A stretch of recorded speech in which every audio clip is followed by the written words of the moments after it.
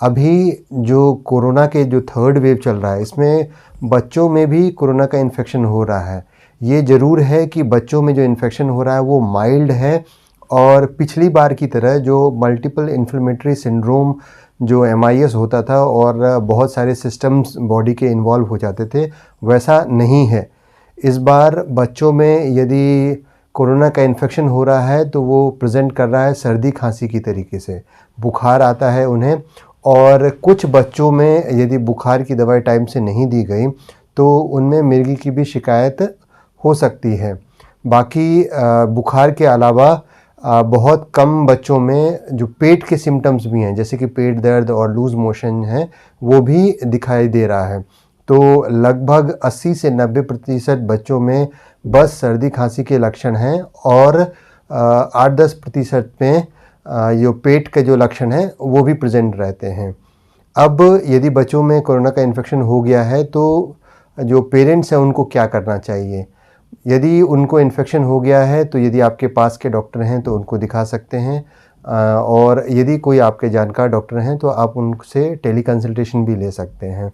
Generally जो upper respiratory tract infection की जो दवाइयाँ हैं कि एक एंटीबायोटिक रहेगा, एक एंटी हिस्टामिनिक जो गोली रहेगी, और एक सिरप रहेगा सर्दी खांसी के लिए।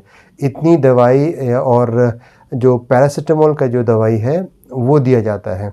यदि इतनी दवाइयाँ दे दी 3 से 5 दिन, तो 90 से 95% बच्चे जो हैं इतने में रिकवर कर जा रहे हैं। बच्चों में कॉम्प्लिकेशंस जो रेट है और हॉस्पिटल एडमिशन रेट है और ICU एडमिशन रेट है वो बहुत ही कम है। तो बच्चों में यदि आपने सर्दी खांसी और बुखार की दवाई दे दी तो 3 से 5 दिन में बच्चे रिकवर कर जाते हैं। अब देखा गया है कि कितनी बार जो पेरेंट्स हैं वो पॉजिटिव हैं तो क्या करें? यदि पेरेंट्स पॉजिटिव हैं तो बच्चों से दूर रहें और घर में मास्क लगाकर ही रहें। बच्चों को यदि कोई ब्रेस्ट फीडिंग मदर है और उनको बच्चों को फीड करना है तो ऐसे में वो मास्क लगाकर ही बच्चे को ब्रेस्ट फीड करें, और मोस्ट ऑफ द टाइम जब ब्रेस्ट फीड नहीं कर रहे हैं तो बच्चे को अपने से दूर रखें। इस कोरोना की जो वेव है इसमें बच्चों में इन्फेक्शंस मिल तो रहे हैं लेकिन सिम्टम्स माइल्ड हैं, तो इसलिए पेरेंट्स को ज़्यादा घबराने की ज़रूरत नहीं है।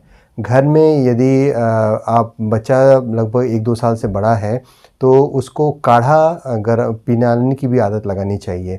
साथ में जो वार्म सलाइन है उससे गार्गलिंग दिन में 2 बार लगातार करते रहना चाहिए। इस समय यदि इन केस कोरोना नहीं है तो भी जो फ्लू है उस फ्लू के सिम्टम्स में आराम इन काढ़ा से और गर्म पानी के गार्गल से बहुत अच्छा हो जाता है। जैसे ही बच्चे में पहला सिम्टम्स आए वैसे ही बच्चे को ट्रीटमेंट स्टार्ट कर देना चाहिए, और देखा जाता है कि बच्चा बहुत अच्छा रिकवर कर जाता है। जिन बच्चों में गैस्ट्रोइंटेस्टिनल सिम्टम्स है, जैसे लूज़ मोशन बहुत हो रहा है, तो उनके लिए ORS का जो घोल है वो उनके मतलब प्यास के अनुसार, जितना उन्हें प्यास लग रहा है उतना पिलाते चलिए।